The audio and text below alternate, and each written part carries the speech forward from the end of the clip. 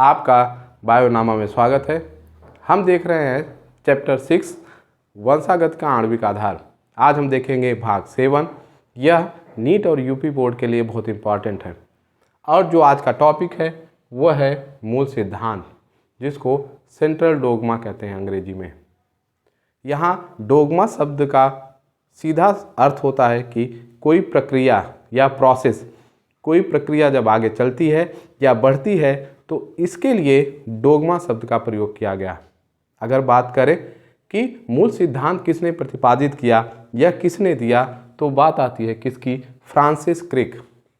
ये वही वैज्ञानिक है जो वाटसन और क्रिक, जिन्होंने डीएनए का द्विकुंडलित मॉडल दिया था, वाटसन के साथ फ्रांसिस क्रिक ने कब बताया? 1957 ईस्वी में बताया। किसको? मूल सिद्धांत के बारे में। मूल सिद्धांत होता क्या है, इसको हम अच्छे से समझते हैं। फ्रांसिस क्रिक के अनुसार उन्होंने जो बिंदु रखा, उन्होंने कहा कि आनुवांशिक सूचनाएं, अगर हम बात करते हैं आनुवांशिक सूचनाओं की, तो आनुवांशिक सूचनाएं क्या होती हैं? जब पैतृक लक्षण संतानों में आगे प्रवाहित होते हैं तो इन्हीं को हम आनुवांशिक लक्षण कहते हैं। तो जब आनुवांशिक सूचनाओं का प्रवाह डीएनए, डीऑक्सीराइबोन्यूक्लिक एसिड से आरएनए और आरएनए से फिर किसका? प्रोटीन की तरफ होता है, तो यह बात स्पष्ट होती है कि जो आनुवांशिक सूचनाएं होती हैं वास्तव में वह डीएनए, डीऑक्सीराइबोन्यूक्लिक एसिड में छुपी होती हैं, जो बाहर जाती हैं किस रूप में? आरएनए के रूप में, और आरएनए के माध्यम से ही प्रोटीन का निर्माण होता है। अगर इसको और अच्छे से समझना चाहें तो ये फिगर हम देख रहे हैं कोशिका का जो मुख्य केंद्र होता है वह होता है केंद्र, जिसको न्यूक्लियस कहते हैं, और न्यूक्लियस के अंदर ही क्रोमोसोम या क्रोमैटिन धागे के रूप में डीएनए रहता है, और इस डीएनए में ही वह सारी सूचनाएं अंकित होती हैं। ये सूचनाएं इस केंद्रक से बाहर जाता है, एक आरएनए इन सूचनाओं को बाहर ले जाता है, जिसको हम संदेशवाहक या मैसेंजर आरएनए कहते हैं। और ये आरएनए बाहर जब कोशिका द्रव्य यानी साइटोप्लाज्म में जाता है तो यह प्रोटीन का निर्माण करता है। तो ये सारी प्रक्रिया आपको समझ में आ गई होगी। और जो फ्रांसिस की जो दूसरी सबसे महत्वपूर्ण बात थी, उन्होंने कहा कि आनुवांशिक सूचनाओं का बहाव एक ही दिशा में होता है। ये महत्वपूर्ण बात उन्होंने कही कि फ्रांसिस क्रिक ने कहा कि जो सूचनाएं होती हैं वो एक दिशा में चलती है।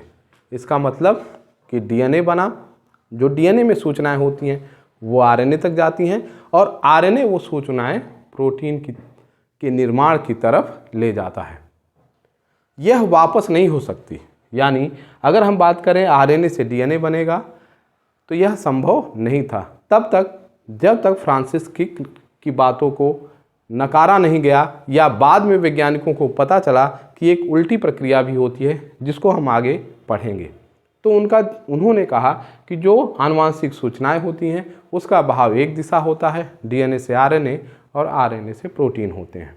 अब बात इस मूल सिद्धांत को एक हम अच्छी तरीके से समझ सकते हैं।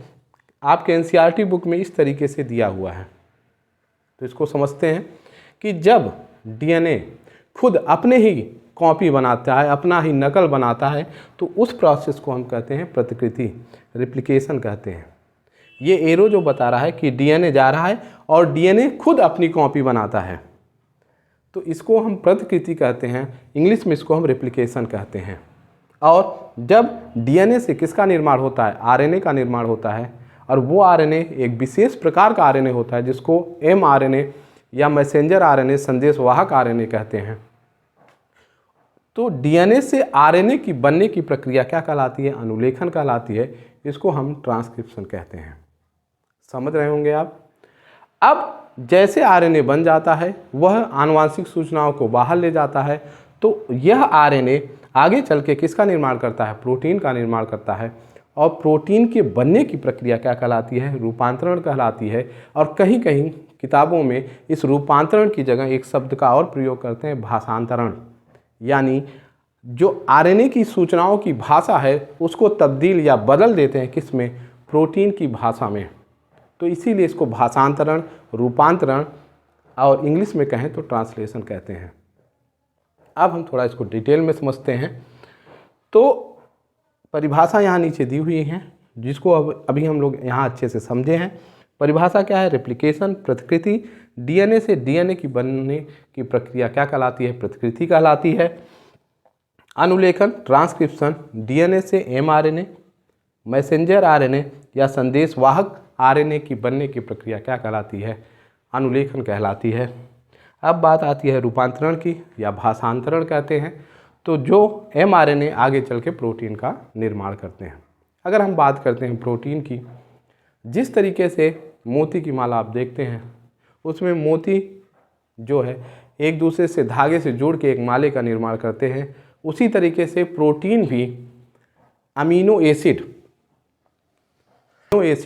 वो मोती है जिससे वह सारी श्रृंखला का निर्माण होता है, जिससे वो माला बनती है और वो प्रोटीन कहलाती है। तो अमीनो एसिड्स 20 प्रकार के होते हैं, प्रकृति में पाए जाते हैं। वो आपस में किसी भी क्रम में जुड़ के एक निश्चित प्रोटीन का निर्माण करते हैं। अब बात आती है जिसने फ्रांसिस क्रिक यानी जो मूल सिद्धांत दिया गया जिनके द्वारा उसमें तब्दीली या बदलाव लाया गया या उसको और बेहतर बनाया गया, वो जो अगला शब्द था रिवर्स अनुलेखन, जिसको रिवर्स ट्रांसक्रिप्शन हम समझते हैं। रिवर्स ट्रांसक्रिप्शन क्या होता है? एक बात हम समझ लें कि कोई भी चाहे बड़ा जीव हो, अगर हम हाथी की बात करें या बड़े बड़े जो पौधे, आवृतबीजी पौधे हैं, या हम जीवाणुओं की बात करें, बैक्टीरिया की बात करें, तो सभी में जो आनुवांशिक पदार्थ होता है वह डीएनए होता है, यानी डीऑक्सीराइबोन्यूक्लिक एसिड। लेकिन कुछ जो वायरस होते हैं, यहाँ पे आप समझते हैं कि कुछ विषाणु जो वायरस होते हैं उनमें जो आनुवांशिक पदार्थ होता है वो आरएनए होता है। अगर हम बात करते हैं एड्स के वायरस की, तो वह होता है HIV, human immuno deficiency virus. HIV जो वायरस होता है, इसमें जो आनुवांशिक पदार्थ होता है वो आरएनए होता है। तो जब इस वायरस में आरएनए होता है, आप फिगर में भी देख रहे होंगे वायरस को, ये जो वायरस होता है इसका आनुवांशिक पदार्थ आरएनए होता है, लेकिन यह ह्यूमन या मानव को कैसे प्रभावित करता है? तो यह अपने आरएनए को किस में तब्दील कर देता है? डीएनए में। यानी एक दूसरी प्रक्रिया चलती है कि ये आरएनए किस में बदल जाता है? डीएनए में। और इस प्रक्रिया को हम क्या कहते हैं? रिवर्स ट्रांसक्रिप्शन या रिवर्स अनुलेखन कहते हैं। ये बड़ी महत्वपूर्ण बात है। यह फ्रांसिस क्रिक ने नहीं दिया था, ये बाद में पता चला कि कुछ वायरसेस, विषाणुओं में ये प्रक्रिया पाई जाती है। और ऐसे वायरस क्या कहलाते हैं? रिट्रोवायरस कहलाते हैं, जिनमें आरएनए से किसका निर्माण होता है? डीएनए का निर्माण होता है संक्रमण के बाद। अब बात आती है प्रियॉन्स। प्रियॉन्स किसे कहते हैं? यह भी इस मूल सिद्धांत का क्या है? एक्सेप्शन है, अपवाद है। होता क्या है कि कुछ जहरीले या हानिकारक प्रोटीन के कण होते हैं जो क्या करते हैं, किसी भी इंसान के शरीर के अंदर घुस जाते हैं और घुसने के बाद वो प्रोटीन के कण अपनी प्रतिकृति करते हैं, यानी अपनी कई कॉपियां बनाते हैं, जिसके कारण हानिकारक रोग होते हैं या वह जीव मर सकता है। तो ऐसे प्रोटीन के कण जो शरीर के अंदर घुस के अपनी कई कॉपियां बनाएं या रोग उत्पन्न करें, तो उन्हीं को हम क्या कहते हैं? प्रियॉन्स कहते हैं। और यह मूल सिद्धांत का अपवाद है। तो यहाँ हमने दो चीज़ समझी, एक रिवर्स ट्रांसक्रिप्शन जिसको हम रिवर्स अनुलेखन कहेंगे, और दूसरा प्रियॉन्स। यहाँ पे ये वीडियो ख़त्म होता है। आपको कैसा लगा ज़रूर बताइएगा। अगर आप इस चैनल में नए हैं तो सब्सक्राइब कीजिएगा। Thank you.